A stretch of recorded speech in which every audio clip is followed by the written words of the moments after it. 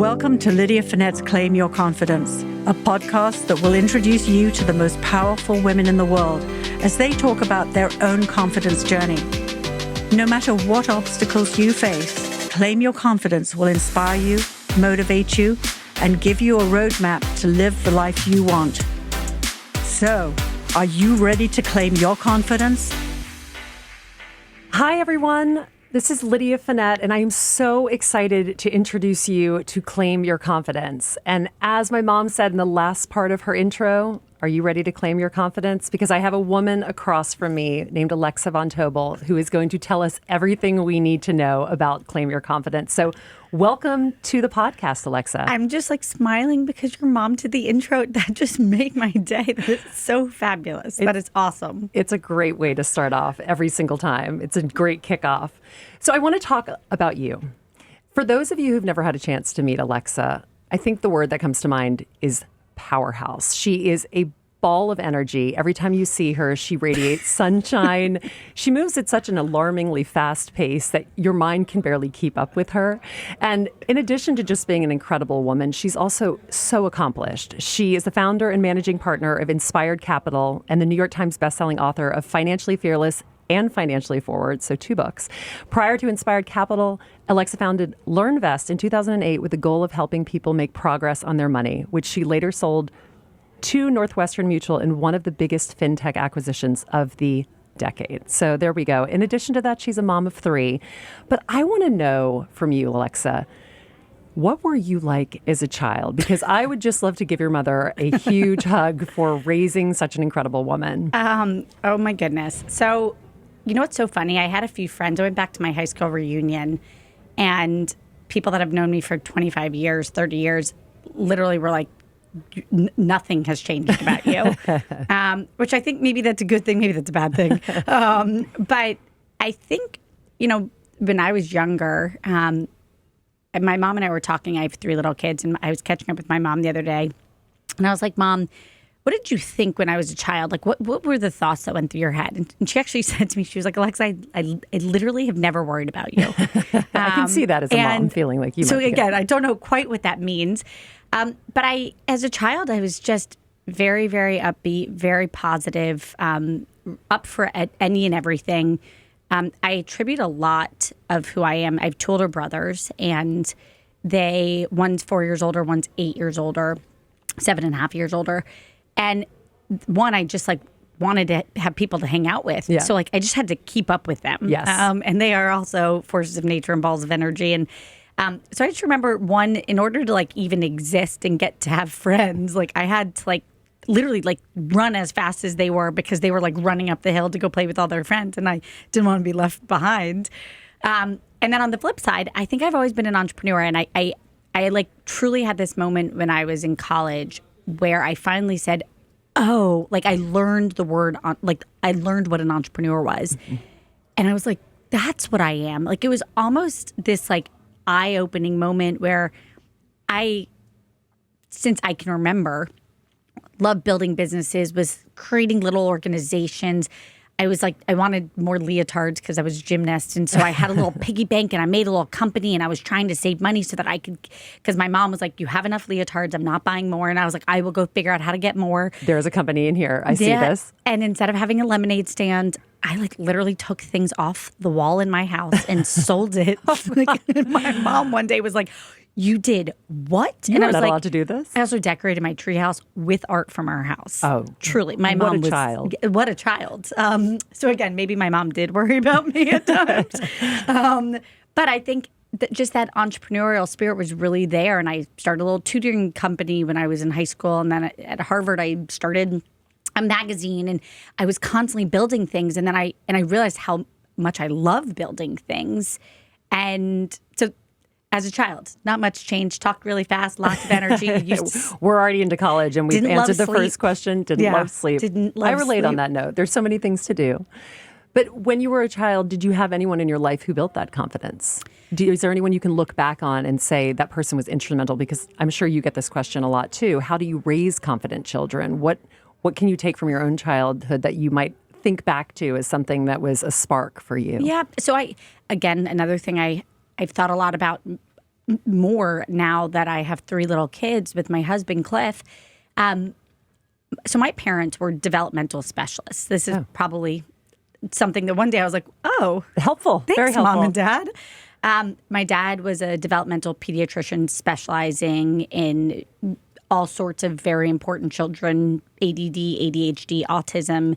And then on top of that, kids were deaf and blind and had disability. So truly, really, really unique children that needed a ton of important help, and was really sort of a leading expert in that field. And my mom is also a pediatric specialist, a pediatric nurse practitioner who wrote many, many, many bodies of work on development in children. So one, I should say thank you to them. Thanks, Mom and Dad, I think they choosing the right career path. And I think a lot of their specialty was how to think about raising us. That said, I go back and I remember points in my life when I was little where my parents did things like I was learning to read. And I remember my dad challenging me to say, I think you can read this really big kid book. And if you do, you get hot cocoa or whatever it was. Yeah. Just these challenges that were just hard enough but reachable. Yeah. And knowing the meter of the line so that I would develop those reps of being really comfortable to keep stretching. And I think one of the things it taught me was to trust my work ethic. Mm-hmm. The whole growth mindset. And we're all parents. It's all we think about. But I think they were very, very good at proactively doing that my whole life, of giving me things that were just hard enough that I had to stretch and get uncomfortable, but within my reach where I could kind of have a rep of success. And then on the flip side, you probably gained confidence each time you realized you could push through something harder, right? Yeah, Is that what confidence is about? Totally. And then huge credit to my older brothers. My middle brother, Brandon, I can't remember what grade I was in, maybe 4th grade, maybe 5th grade. He literally said, I think you're bright, Alexa. Let's read A Mice and Men. What a great brother. I think I was from 4th grade. So I read it and I was like, we sat down and he was like, tell me, what do you think the moral of this story? And I just remember being like, I can read big kid books now. Yeah. And so I just started reading big kid books. And it was, so not just my parents, but very much my siblings. If you met my eldest brother, Travis Von Tobel, anybody that knows him, they used to call my brothers Double Von Trouble. Oh, there we go. That's a reputation to precede you. But no, and they were always very, very, very good in school and never gotten too much actual trouble. But my eldest brother is a really talented athlete. And he would make me run in sweat bags because when I was literally I was training for gymnastics or for something. And so also this confidence that I'm with the big kids. I can do it with the 8 years older than me and hang with him. And I look back on that, they probably were so bored by me and I was so little. Oh, I'm sure they were so amused by you, Alexa. But they brought me with them. Yeah. And I think that when I look back, that big sibling dynamic for them letting me come with them, I owe so much of my confidence to that. Yeah. And them just really caring about my development. And again, they were just fabulous big brothers. Well, it's funny because we both have 3 children, and I think Rosie, your little one, and Eloise, my third one, we both sort of laugh about these girls who, the world, watch out. Truly. It's going to be a little scary, I think, to watch these 2 young women who have 2 older siblings who are pushing them, and also truly working moms who are out there doing it and watching these examples of strong, powerful women with a lot of confidence. Totally. I look forward to seeing what happens to them both over the years. Yes, my little Rosie. Watch out, world. Here she comes. Rosie Ryan is coming for you. And no, she's just this, oh, wow. It's amazing to see a third child. I'm a third child. Yeah. I'm a baby. And just the amount that you absorb from how fabulous your siblings are is just such a gift. Yeah. And I think that goes back to good parenting, too, and raising siblings who are close and who push one another. Obviously, siblings squabble, but it's a relationship dynamic that lasts your entire life. So you have these incredible siblings and these incredible parents. Was there anything in your childhood that you can remember that was sort of the opposite of that could have put a chink in your confidence that you had to get through and then prepared you for life? Yeah. So, and I've talked about this before, but when I was 14, we lost my dad very suddenly. And it was one of these things where as a child growing up, you're like, the worst thing that can happen to you is to lose a parent. And you just know that. My own children know that. And then when it happens to you, I think this really powerful thing happened where I started my life, right? I was still barely, I was a child in so many ways. But it kind of gave me this really odd gift. And maybe this is also just gives you a sense of my mindset, which is like I'm very much wired to like find the positive. Yeah. But the gift was just that life is really, really short. Yeah. And you get to live once. And you're not living for anybody else. In fact, you're absolutely not living for anybody else. Yes. This isn't the dress rehearsal. No. And I think I just learned this very important thing, this fragility of life, but in a way that is like truly burned into my soul and my family's soul, where you get to live once, so go for it. Yeah. And I think that for me is like, and trust me, it was a very hard thing on my family, was such a long term thing that gave me a sixth gear. Yeah. Where I can actually ignore all of the noise around me. And, fast forward, when I was 23, I was 24, I was dropping out of Harvard Business School, and very unpopular decision, by the way, at the time. Everybody was cheering for you on that one, I'm sure. It was 2008. Lehman Brothers had gone under, and I had this huge mission to go empower America's wallet, because I watched my mom firsthand have to manage 3 little kids. She was a working parent, had a big career she was dedicated to. She had to figure out how to make it all work financially. Yeah. And I remember in that moment being like, I'm going to go build this company. Like I literally was like, in my future, I'm going to be good at my finances because I just never want to have anything that worries me. So I was trying to build that company, and there, fall of 2008, Lehman Brothers goes under. Everyone is in free fall around their wallet. Really, really panic was ensuing. And I said, I got to go build that company. Yeah. I got to go build it, and I got to go build it now. And I'd already been working on LearnVest for a year, but I dropped out, and sort of back to that, like, confidence probably isn't the right word, but it really is an independence, a comfort with, I only know how to be me, and I can't be anybody else. And it comes from this very real, deep place of, I'm not living for anyone around me. I've got to go follow my own path. And even in very scary times, I got to go do it. I truly believe that confidence is something that once you find it in yourself, it doesn't matter what happens around you, because you know that you're strong enough to handle it.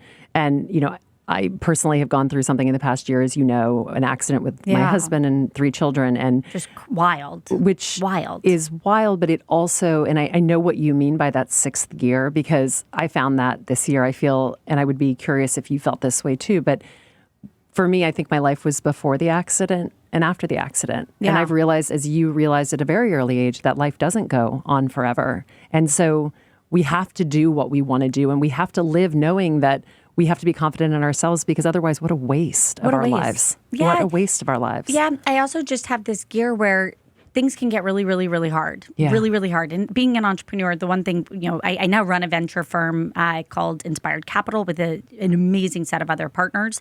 Penny Pritzker, Mark Batsey, and Lucy DeLand, all fabulous entrepreneurs in their own right. Penny Pritzker is U.S. Secretary of Commerce. And one of the things that we tell all of our founders, and we back early stage companies, we help them build, and that is truly my life obsession, as you've just heard. Yeah. We tell every founder, I can promise you're going to have the most brutal days of your life ahead of you. And when you're running a company, there are just moments where you actually don't think you can move forward because the thing that just happened is so bad that you can't breathe. But for me, I look at everybody, I'm like, are you alive? Right. Is the roof over your head? Yeah. Are your children healthy? Can you breathe? Can you literally find food? Yeah. It's not that bad. Yeah. And it's just this extra gear that turns on. And actually, I sold my company, LearnVest, as you mentioned. Sold it literally 9 months pregnant. Sold it on a Wednesday and went into labor that weekend. I remember that picture that you posted on Instagram, and I would encourage everyone to scroll back to your picture. You are hugely pregnant on the phone. I think there was a thumbs up to Cliff on the side, if I remember correctly. Like the board had just said yes. Yes, but to me, you've created this world and this air of confidence that Toby, your first, who comes out, sees you. And I've heard you speaking with Toby when you do your Galentine's Day at your apartment with all the incredible founders who are women who are in that room, talking to her about their businesses and what they've done. But I want to go back even further, because I know you, and I want every one of our listeners to even understand this journey. So you leave Florida, where you have grown up, and you go to Harvard. Tell me about your college experience, because I'm curious if you were one of those people who wanted to get out of college because you already were ready to start the world. You wanted to light the world on fire, and this was an impediment. Well, so funny. So actually, my freshman year was like a massive adjustment in the rearview mirror. At the time, I kind of knew I was massively adjusting, but so first of all, I was on the diving team where I dove springboard and platform. But I'm from Florida, so I've spent my whole life in basically 75-degree weather. Of course. It's cold when it's 55, and we wear mittens and sweaters. And I look back and I'm like, what on earth is happening in Florida? This is my Louisiana upbringing, too. I fully relate. So when I got to college, first of all, it just got darker much, much faster. It was freezing. And I hadn't really spent minimal days in the cold. And that was a big adjustment. How dark it got was a big adjustment. Obviously, how cold. I've always been, the weather. The weather. And so I just remember calling my mom and being like, Mom, like, it's really cold. I need more sweaters and coats, and please. She's like, sweetheart, you've got plenty of sweaters. Like and I was like, and I have to go to diving practice at like 6 a.m. And I'm getting up and it's pitch black. And, when I wake up at 6 a.m. in Florida, it was at least like you could see the sun coming. Right. And so it was just a big adjustment for me. Also, diving platform was something that I only learned to do as a senior in college, so senior in high school. Oh, so you just learned it before you got there? Literally just that year. I'd been a gymnast when I was younger. And so I was also like kind of new to the sport, and I was diving. And anyways, so freshman year was a big adjustment. By my sophomore year, I truly was like, couldn't have been happier.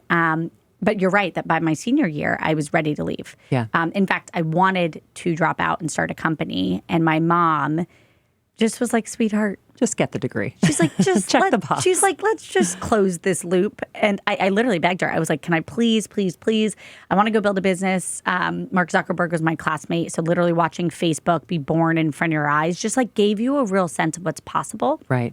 The openness of the world. That builder in me.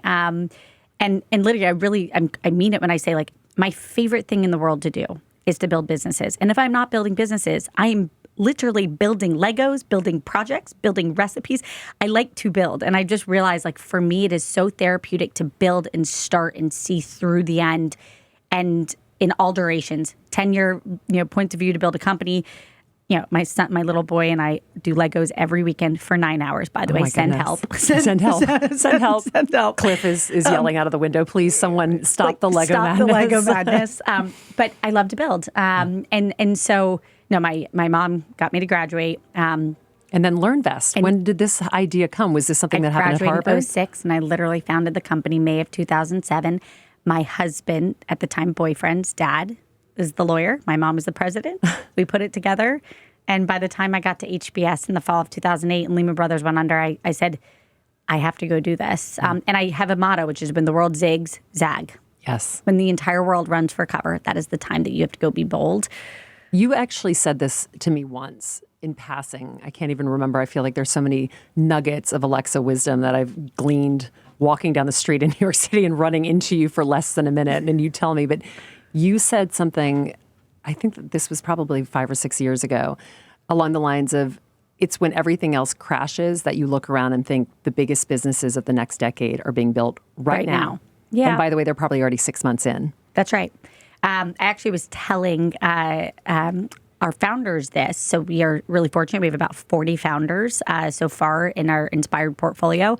And we backed, big, wild ideas, really, we backed a self-driving lawnmower. We backed the next Web3 communication layer. We backed really interesting fintech companies. But what I said to the founders is it is in these moments when the going gets tough that you actually build, first of all, the crazy founders come out, the ones that are really doing it for the right reasons. Mm-hmm. You're not doing it for fame. You're not doing it for money. You're so committed. And LearnVest was truly my life's work in a way where I almost mourned once we sold it. And that's a whole other story. And I absolutely made the right decision there. Northwestern Mutual is an incredible company. But I was doing it for the mission. And so those founders come out now and they have no money because the world has hid the money. Yes. So they have to be really, really, really resourceful, very creative. And the people that come work with them care about the mission. Yeah. And in the last 10 years, money was everywhere. Becoming a founder became very popular. It was glamorized, One day they put me on the cover of Forbes and I was like, how? Why? Like, I'm just a kid building a fintech company on a mission. Everyone reading Forbes is like, I completely disagree that you're just a kid building a fintech company. I was trying to figure things out. But I think that these are the moments, and the key of this is that you build resilient cultures. And I think in the same way, this podcast, you want to build resilient kids. You want to build kids that can fall down and get back up, and they know how to do that. And I think so many times in my life, everyone's always like, name a failure. I'm like, I literally There's a list have as long as my body. I truly, I mean this. I am like, I don't know that I'm actually special at anything. I think I really just trust my judgment to work very, very, very hard, and that my parents built that muscle in me. When you were out of Harvard Business School, you leave to start LearnVest.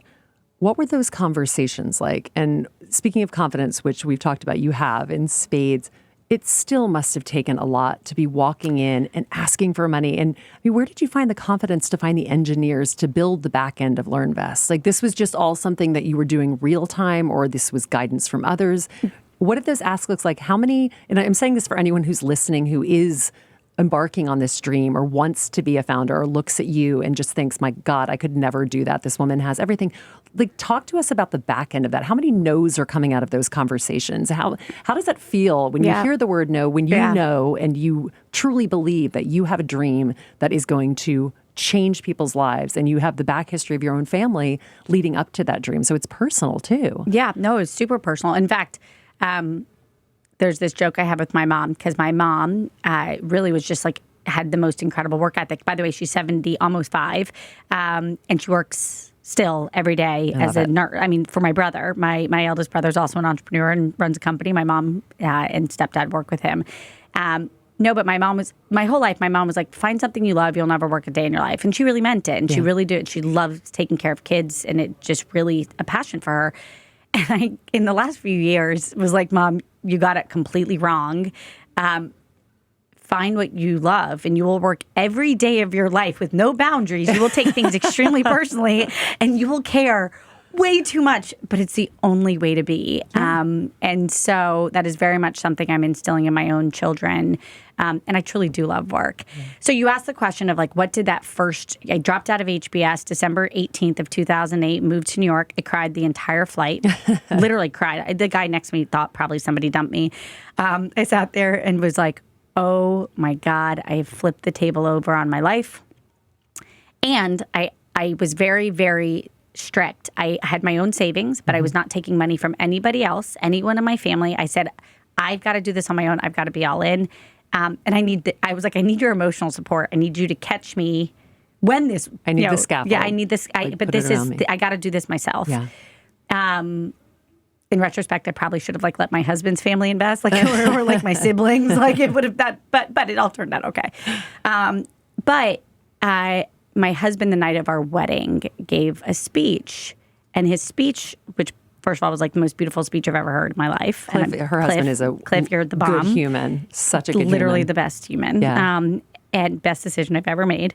But he talked about those literally 6 to 9 months where, by the way, I couldn't emotionally take anything else on, so I like didn't even get an apartment. Like I just sat on his couch with my laptop and just worked. And he would walk in day after day, and I would just be sitting there working, but with tears coming down my cheeks. I've been there. Because like, and again, like I wish he was doing this, but in his speech, he was like, it was no after no. But then she met one person who was like, you're crazy and I believe in you, and said yes. And then another, and then another. And he was like, and in that 6 to 9 months, he was like, I saw what my wife was made of. And he was like, and she literally was unwilling to not make this happen. And he was like, and it was so inspiring. It was scary as all you can possibly. And he was like, and then, now this is before I sold the business. He's like, everyone, in this room now, cover of Forbes, all these things. He's like, but I really saw the grit that went into those early days. And I just wasn't going to not let it happen. And again, I was building it for the right reasons. And I still, sitting here today, am very worried about America's wallet and what's going to happen. And so anyways, he gave a speech. It was great. And it was very much about And I have just, the failures were every hour. Like it wasn't, and then you start picking up momentum, and raising $30 million became much easier than raising $750,000. Yeah. Because people were like, this is working and there's something here and this is important. And And I think too, what you realize about rejection and that failure is that first failure, that first no is always the worst. And then you start to get used to it. And then I think in a way with resilience, you start to push back against it. Like you think no, but you are wrong now. This is no 20, but 21, when you get it, you're going to understand there's genius behind this idea.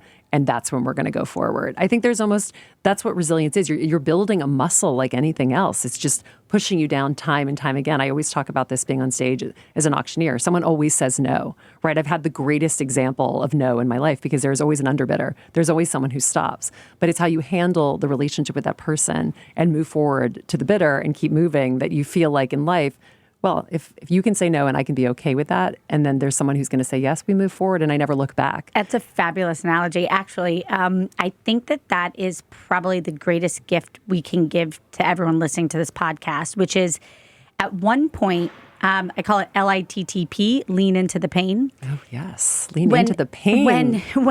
When somebody says no or gives you feedback, it's actually the to understand why somebody is saying no, and it hurts. And listen, I'm a human. Like the one thing I will say is like, I'm also very cuddly and very soft, and like I cry for good things, I cry for bad, I cry a lot, I cry at every rom-com. My husband's like, why are you sobbing? And Me I'm like, too.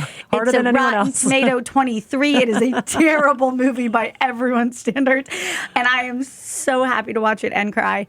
But my husband and I, at one point, there was a moment where I was like, it is such a gift when someone is telling you why they're saying no. Yeah.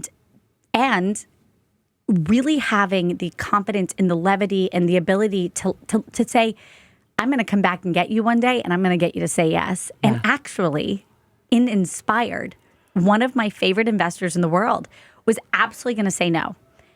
And he called to begin to tell me no. And I not only reacted, I was like, I'm so grateful. I'd love to hear what's on your mind. I really sincere. And I wasn't trying to convince him at all to change his mind.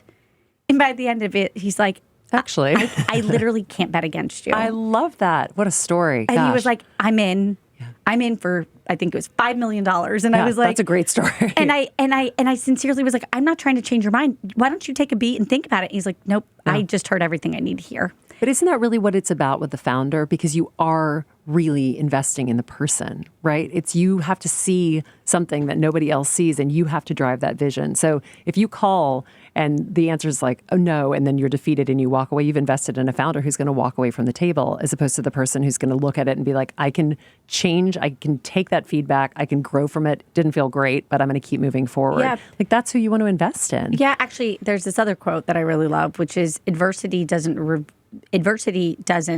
build character, it reveals it. Such a good one, yeah. It's not building your character, it's revealing your character. And so in those moments when somebody says, hey, Alexa, I don't like how you handled that meeting, or hey, I'm like, first of all, thanks for telling me that. Yeah. Because God forbid, what if somebody didn't tell me that? Yes. And you begin to realize people who actually tell you tough stuff are genuinely there to give you a gift. Yeah. And LITTP, lean into the pain, lean into it. the pain. And you begin to actually develop one that's just far better self-awareness. Mm-hmm. And also, you can really build a huge following from the people that say no and learn more than you possibly could from them. And finally, I want to say one balance to that. Also, just because somebody is telling you something doesn't mean you have to trust it. So the other kind of core tenet of my life has been, I do believe that there's a bit of a meritocracy in life, which is if you work harder than anybody else around you on any topic, and you put in the 10,000 hours, because it takes at least 10,000 hours minimum, you're going to be the most informed. Mm-hmm. And that information is your power. And so even in moments where I was listening to people, I would respectfully disagree with them and say, I'm so grateful for your input and your position. Here's why I don't know that that's right. And sometimes I would convince people that were also experts to say, you know what, maybe you're onto something, Alexa. And so I also do really trust not just your instincts, but you got to trust your work. You got to do the work. You got to do the work. There's no Absolutely. shortcuts in life. No, there's not. You can't do all the things we're talking about and like work for 2 hours a day. That's just that. If there's a place that you can go and do that, Lydia and I were signing up. Please take me there. I say that about auctioneering all the time. I get a lot of you're such a natural on stage. I'm like, I'm a natural because I've been doing this for 20 years. And for many years, I took 100 auctions a year. So how many hours of practice? Like, you've never seen failures like the failures I've had on stage. I mean, I've had people pretty much, they haven't booed, but they've all turned their chairs around and just eaten dinner and not paid a single moment of attention to anything I'm doing. And by the way, that happened last week. But I've been through it so many times that I know that it's okay. Sometimes it happens. Sometimes I can't get an audience to pay attention. But at the same time, I can't just drop the microphone and walk off stage. I have to just power through it. But God, did I want to drop the microphone in my 20s when I didn't have that confidence that I'd built up over the 10,000 hours, as we talk about. The other thing that I always hear about, and this didn't really exist when I first started working, and over 2 decades, it was sort of a steady drumbeat that started somewhere in my sort of 8 to 10 years of working, and now it's a roar, is the phrase imposter syndrome. And having a seat at the table and sitting at that seat or walking into a room and not feeling like you're supposed to be there. And you were a young woman when you sold LearnVest. You become the chief digital officer at Northwestern Mutual, which, by the way, was a job that was created for you. Did you ever feel imposter syndrome? I certainly felt it in my career. Did you ever feel that at times where you would sit there and be like, wow, I am really out of my league. I guess I'm just going to fake it and pretend that I know things.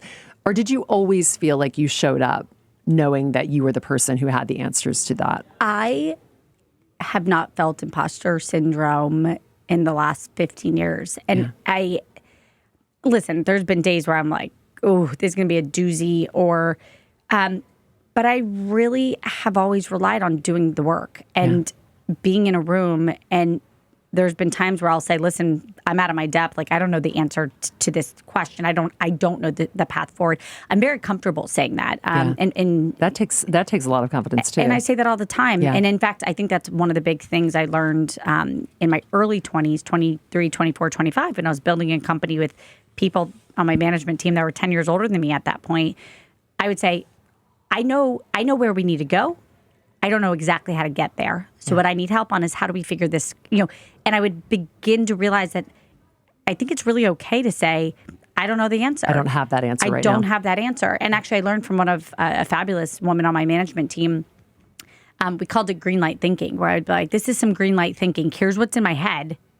Help me get to the right answer. Yeah. And to really make that kind of mental collaboration. And I realized I do my best work with other people in the trenches with me and collaborating. So in short, number one, I haven't felt the imposter syndrome because I don't show up in rooms where I haven't done the work. Yeah. That's a really important ingredient to overcoming that feeling. And then second, in those rooms, I don't pretend that I have all the answers. Yeah. When I feel like I know the answer, I'll be very clear about it. But when I feel like I don't know the answer, I'll literally say, I'm not quite sure what we should do. Who else can we call? Who else can we get in the boat with us to help think this through? That's a little bit of how I've overcome any of those feelings. And so take us through the next step of your career, because there's almost no plateau in your career. You are at Northwestern Mutual. How does the idea for Inspired Capital come? I love the name Inspired Capital. To me is basically just Alexa is a different name.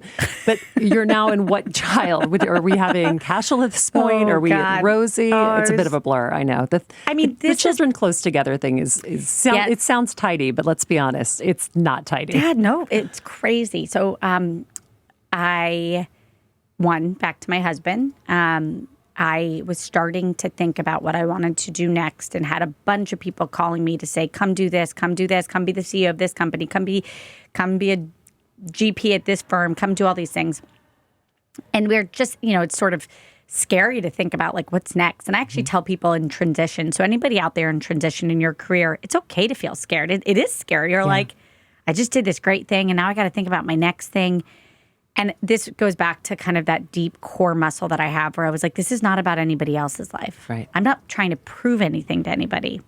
That is going to be the only way to fail. Yeah, yeah. And I went back to like reaching really deep and said to myself, what do I love to do? Yeah. Like sincerely.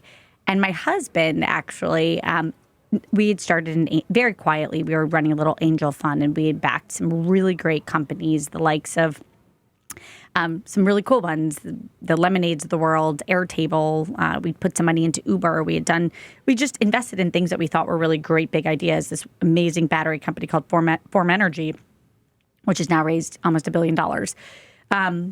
Batteries to change the world. And it was just backing people that we thought were exceptional or doing really big, wild things. And nights and weekends, I was talking to founders all day and like literally loved it. Like there was not a stitch of that was work for me. And my husband was like, I think I know what you're doing next. And he said it. And the craziest thing is it literally was the next second. I was like, I know how my brain works. It clicked. And then you were done. A week later, I told my mom the next day, and I deeply in my head, I always wanted to come back to New York City. I mean, I've been in New York the whole time. I was like, where is the incredible venture fund here in New York City that knows how to build businesses, that meets founders where they are? And I was dropping out of HBS and there was no capital in New York. And I'm like, it's New York goddamn city. Yeah. It's the capital of the planet. Yeah. This is like the most incredible, diverse, every industry is here. Where is the incredible fund that it's going to help people swing wildly big? And in my head, a decade prior, I was like, one day I will come back to that.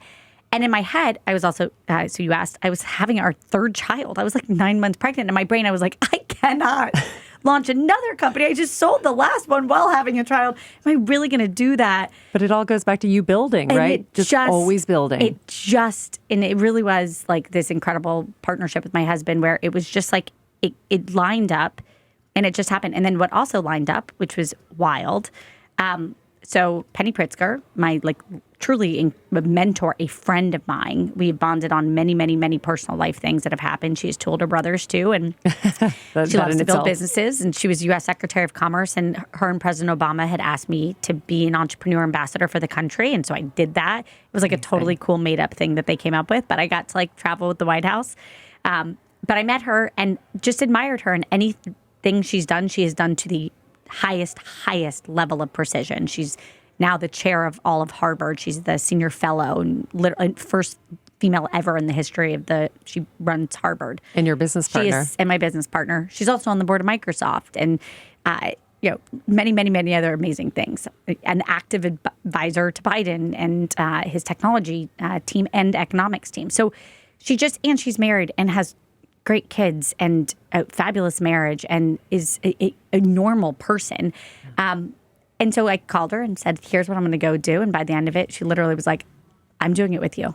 And I was like, what a dream. What? But I was like, what? Yeah. That's the goal, was to call you to get your advice and to think about what I'm missing. And then literally my best friend, Lucy DeLand, she's a co-founder of Paperless Post. She was Harvard undergrad and then Insight Venture Partners. She is like the human in life. If you meet us, we're like, by the way, the other day, she was like, I know what we should be for Halloween. We should be ourselves. The morning show. The morning show, yeah, exactly. I was like, you're Jennifer. I was like, I don't want to let Reese down here. I don't think you would let Reese down. I think she would find a similar energy with you from what I see. But in Lucy, literally, we're godparents of each other's children. She's been like my incredible brain partner for 20 years on everything. We turned in our senior theses together, literally side by side after not sleeping for 4 days. And she just literally in her own life had started her next transition of what she wanted to. And it just came together so authentically that we were like, there's no way we could have planned this. Right. And so I'm building inspired with people who built 10 businesses and are wildly passionate about this. And so it literally all came together and the words came out of my mouth and I was like, it's Inspired Capital. And I was like, oh my God, is that name taken? And it wasn't, which is absurd. And so we grabbed it and then the train left the station. There was no turning around. There was no coming back. We've now raised almost $600 million and our companies are valued at almost $7.5 billion. And we're just building some companies that I think are really, really exciting, and we have a heck of a lot of work ahead of us. And so you're building companies and you're building your family. And I will also say one thing that I always love hearing is how you and Cliff work together as well, because I think that's the other part of this equation for so many of us is having that partner who's along for the ride as well, and loves you, but also loves your kids, but also in many ways is probably watching you just like, there she goes. There goes Alexa, just being Alexa. And that always, to me, I feel like every time I see Cliff, he's always just looking at you with such admiration. And I love that you guys have that. I love that that's an aspiration that you even pointed out with Penny, like great kids, great career, solid marriage. I think that's really a dream life, Alexa, what you created. I also just really, I am wildly loyal to people that I love, and like truly probably crazily loyal. And my husband and I just are really, first of all, he is my most important advisor. He's somebody I look up to and have for a long time now. And he's just so bright. And we are so different. I move at like 1,000,000 miles a minute.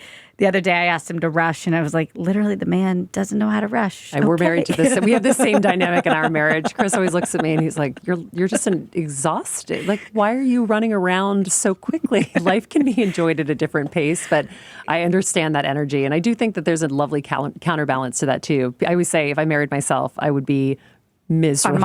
On Mars. Absolutely. No, you'd just be on Mars. Absolutely, You'd be on like, Mars. How'd I end up alone on Mars?